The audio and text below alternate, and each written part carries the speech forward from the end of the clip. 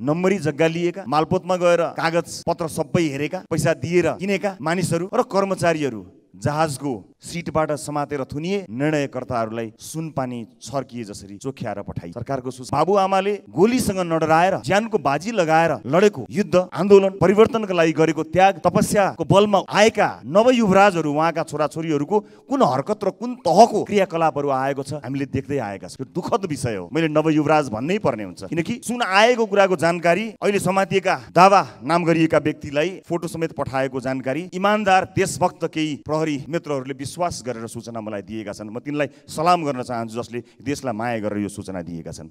2 गते शनिबार रसुवा प्रहरीले 2 किलो सुनसहित सुदीप शेर्पा र फुर्बाङ शेर्पालाई पक्राउ गर्यो।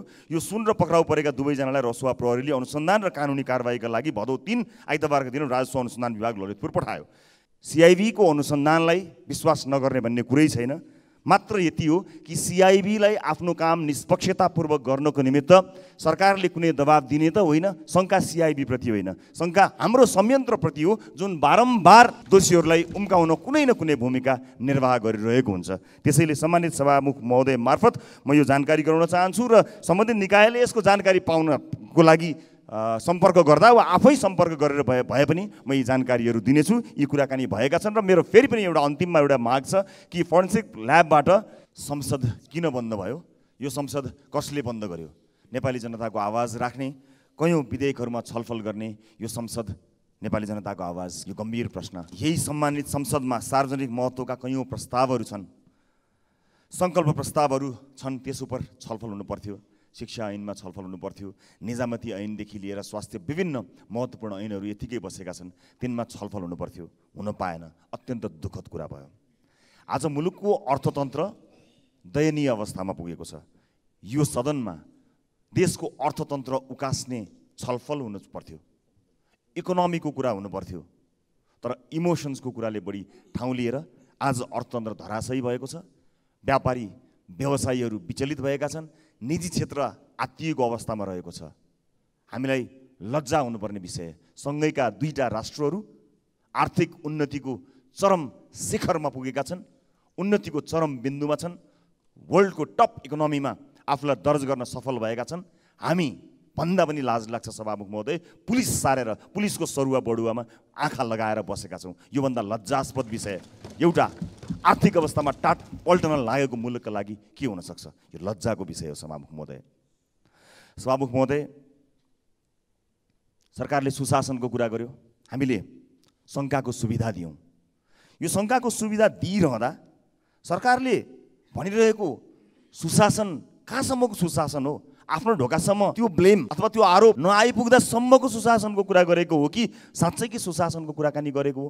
यो एउटा गम्भीर प्रश्न बनेर खडा भएको छ। भुटानी शरणार्थी प्रकरणमा जति पनि मानिसहरू काम गरिरहेका थिए, प्रहरी अधिकारी काम गरिरहेका थिए, तिनको सरुवा बढुवा भयो। सुशासनको यो प्रमाण पर्याप्त छैन र सरकारलाई शङ्का गर्नको निमित्त। त्यसै गरी ललिता निवास प्रकरणमा नम्बरी जग्गा लिएका, मालपोतमा गएर कागज पत्र सबै हेरेका, पैसा दिएर किनेका मानिसहरू र कर्मचारीहरू जहाजको सिटबाट समातेर थुनिए। निर्णयकर्ताहरूलाई सुनपानी छर्किए जसरी चोख्याएर पठाइयो। सरकारको सुशासन यही हो र? सरकारले भनेको सुशासन यही नै हो? त्यसै गरी सुन प्रकरणमा सत्तारूढ दलका नेताहरूको नाम आउने बित्तिकै सरकार सुस्तायो कि सरकारले भन्न खोजेको प्रकरण, सरकारले दिन खोजेको सुशासन यही हो। छानबिन समितिको कुराकानी आएको छ, ठिक छ, छानबिन समिति बन्ला, तर विगतमा बनेका छानबिन समितिहरूले के गरे कसो गरे यो समाज सामु प्रष्ट छ। अविश्वास गरेको होइन। विगतमा मलाई सम्झना भएसम्म धितोपत्र बोर्डको एउटा विषय थियो जसलाई छानबिन समितिको रिपोर्टका आधारमा कारबाहीमा गयो, नत्र छानबिन समितिहरूको कार्यकुशलता, त्यसको प्रभावकारिताको बारेमा यो समाज छर्लङ्ग छ। यसले राम्रोसँग बुझेको छ। फेरि पनि शङ्काको लाभ दिन हामी तयार छौँ, छानबिन समिति बस्ला। तर सुशासनको प्रत्याभूति दिइरहँदा आज हामीले राज्यका निकायहरूलाई कति निकम्मा बनाएका छौँ। गौडामा आफ्ना मान्छे भर्ती गरेर बसेका छौँ अनि हामी सुशासनको अपेक्षा गरेर बसेका छौँ। कुन निकायलाई मान्ने सभामुख महोदय? कसले गरेको छानबिनलाई मान्ने होला? यहाँ अन्यथा कसैले नलिनु होला। बाबुआमाले गोलीसँग नडराएर ज्यानको बाजी लगाएर लडेको युद्ध, आन्दोलन, परिवर्तनका लागि गरेको त्याग, तपस्याको बलमा आएका नवयुवराजहरू, उहाँका छोराछोरीहरूको कुन हरकत र कुन तहको क्रियाकलापहरू आएको छ हामीले देख्दै आएका छौँ। दुःखद विषय हो। मैले नवयुवराज भन्नै पर्ने हुन्छ, किनकि यो परिवर्तनमा बुवा पुस्ताले गरेको त्यो त्याग र बलिदानको जगमा छोराछोरी पुस्ताले गरेको यो नाच सर्वत्र देखिएको छ, निन्दनीय छ। मैले यो प्रसङ्ग किन उठाउनु परेको सभामुख महोदय भने यो अनुसन्धान कहीँ कतै नवयुवराजहरूतिर आयो भने फेरि सरकारले भनेको सुशासन बालुवाटार जग्गा प्रकरणमा जस्तो, भुटानी शरणार्थी प्रकरणमा जस्तो, सुन प्रकरणमा जस्तो अड्किने त होइन। एक ठाउँमा पुगेपछि अर्को कहीँ सङ्केत हुन थालेपछि अड्किने त होइन। यो शङ्का मैले यहाँ राख्न उपयुक्त ठाने सभामुख महोदय। त्यसैले विश्वास गर्न चाहन्छु, शङ्काको लाभ फेरि पनि दिन चाहन्छु कि सरकारले जुन छानबिन भनेको छ त्यो छानबिन सही ढङ्गले अगाडि बढ्नेछ भन्ने मैले विश्वास लिएको छु। अब म एउटा सानो दृष्टान्त यहाँ फटाफट भन्न चाहन्छु, समयको पाबन्दी छ। 2 गते शनिबार रसुवा प्रहरीले 2 किलो सुनसहित सुदीप शेर्पा र फुर्बाङ शेर्पालाई पक्राउ गर्यो। यो सुन र पक्राउ परेका दुवैजनालाई रसुवा प्रहरीले अनुसन्धान र कानुनी कारबाहीका लागि भदौ 3 आइतबारका दिन राजस्व अनुसन्धान विभाग ललितपुर पठायो।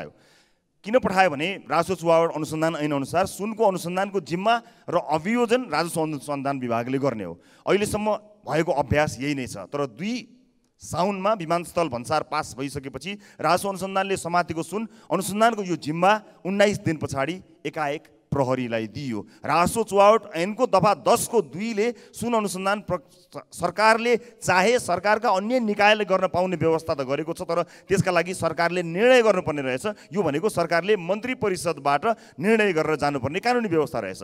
तर कुन कानुनको आधारमा टेकेर प्रहरीलाई अनुसन्धान जिम्मा लगाउन प्रधानमन्त्री गृहमन्त्री तयार हुनुभयो? सरकारको निर्णयले विमानस्थलमा समातेको सुन अब राजस्व चुहावट अनुसन्धान त्यसमा नहुने देखिएको छ। त्यो किन र यस पछाडिको रहस्य सदनमा प्रस्ट्याउन पनि म अनुरोध गर्न चाहन्छु। र प्रहरीको अनुसन्धानमा अविश्वास गरेको अर्थ लाग्दैन भने सरकारले समातेको बाटो गैर कानुनी देखिएको छ। यो बाटोमा सरकार कसैलाई जोगाउन लागिरहेको त छैन? एउटा गम्भीर प्रश्न यहाँहरू समक्ष राख्न म चाहन्छु। र एउटा मसँग भएको सूचना म यहाँ सदनलाई जानकारी गराउन चाहन्छु। सदन नखुलेका हुनाले मैले 1 मिनट बढी समय लिएछु भने क्षमा गर्नुहोला सभामुख महोदय। यसभन्दा अगाडि हामीमाथि अन्याय भएको हुनाले मलाई विश्वास छ आज अलिकति न्याय हुनेछ। सभामुख महोदय, केही जानकारीहरू छन्।